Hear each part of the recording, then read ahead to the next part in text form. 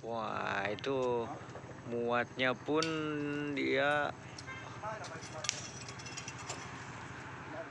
Syederalun upah panen sawit kebun petani di Kabupaten Aceh Singkil ternyata tidak dipengaruhi naik turunnya harga tandan buah segar atau TBS kelapa sawit.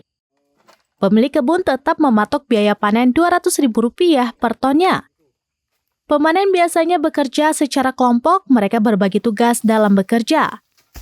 Ada yang kebagian memanen, ada juga yang tukang kumpul buah dari bawah tanaman sawit ke titik kumpul. Menurut tukang pemanen, penghasilan perharinya tergantung dari kondisi kebun. Jika lokasi kebun berada di dataran serta produksi tinggi, per orang rata-rata bisa memanen TBS kelapa sawit sekitar 2-3 ton per hari. Sebaliknya, untuk areal perkebunan yang berada di lokasi curam serta tanaman sawit tinggi, proses pemanenan lebih sulit, sehingga per hari paling bisa panen 2 ton per orang. Proses panen sawit tidak hanya mengambil buah, tetapi menyusun pelepas serta mengangkut buah sawit ke titik penjemputan kendaraan.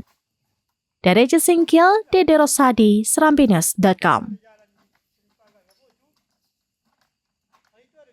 Download Tribun X sekarang, menghadirkan lokal menjadi Indonesia.